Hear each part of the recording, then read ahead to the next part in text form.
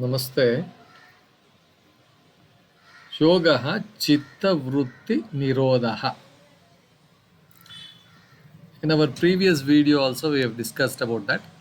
Let us discuss a little more points, little more aspects of chitta vritti nirodha. Patanjali, he is not talking about any quick fix or immediate control or superficial control where you can make your mind still or blank. It's not about self imposition or self violence or suppressing thoughts by hitting yourself on the head. Like, it's not uh, like, a violent way. It's a profound process of unlearning the false identification of thought waves with the ego sense. It's a process of unlearning, a deep process of unlearning. Whatever that we have identified, these are all false only, of the thought waves with the ego, that is I. Now he speaks of the analogy of a lake. In yoga philosophy, character, it is compared to the lake's bottom, where the water is still.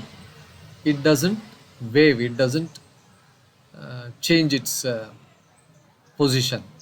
It is still.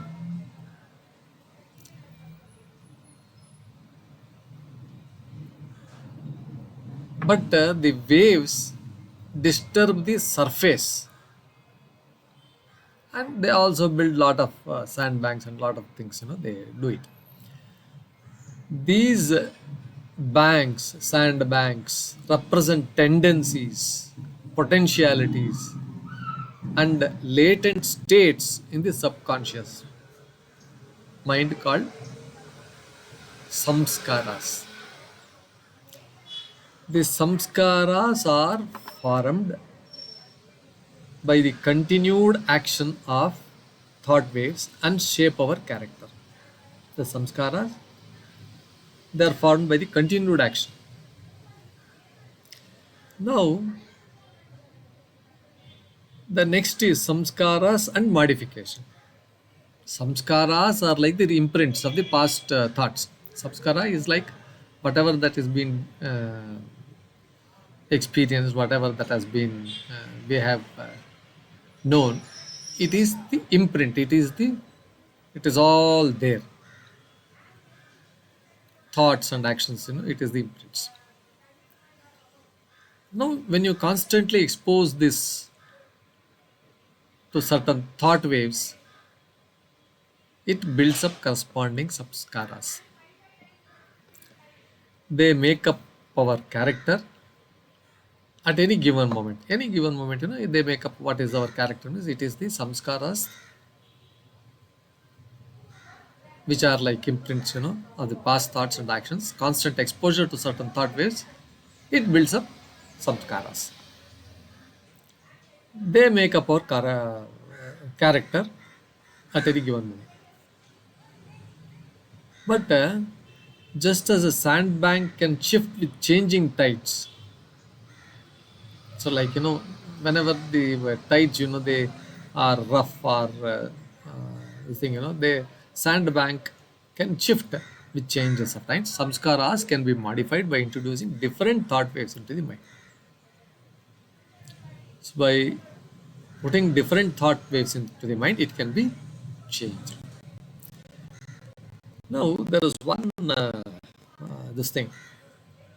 There are heredity and reincarnation. Yoga and Western science differ in their interpretations of tendencies present at birth. During the birth, Yoga explained these tendencies as saṃskāras from the past janmas, past karmas, past incarnations.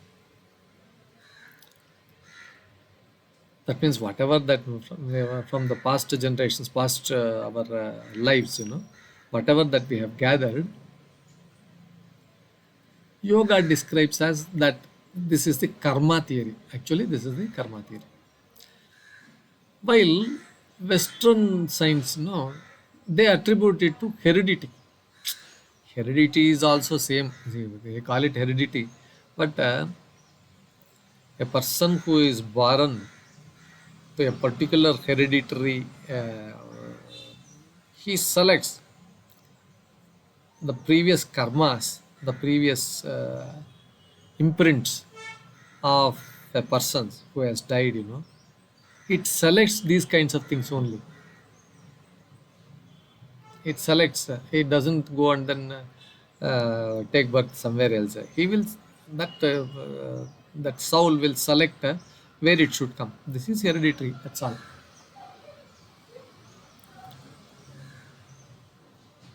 Regardless of the focus in yoga is on accepting responsibility, whatever it be, for one's samskaras and working towards changing them rather than um, sitting or rather than thinking of the past and their origin. So that is the thing. Now, only thing is one should be ready for higher yoga practices. So now it is like that. Some physique, you have some weak physique. You can't jump into advanced ballet, dancing, and all those kinds of things. Just somersault and all those things you can't do. Likewise, certain types of minds may not be ready for higher yoga practices. They may be scattered thoughts, restless, lazy, pleasure-seeking minds. All have their challenges.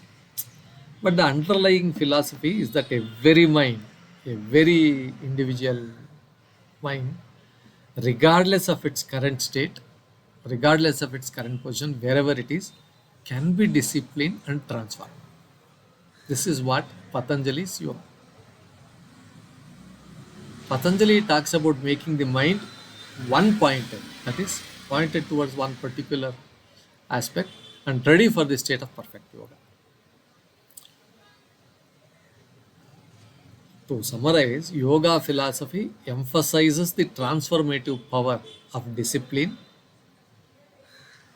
That means you can discipline your mind and the capacity for every mind to evolve towards a state of focused awareness and spiritual growth. And not that, oh, I can't do it. It is not like that. He assures that provided you discipline your mind, discipline your this thing, you can transform your state and it can evolve towards a greater philosophical awareness and spiritual growth. Viewers, with this explanation on chitta vritti nirodha, this is a little, it is a little more difficult. Therefore, we thought a second video is necessary.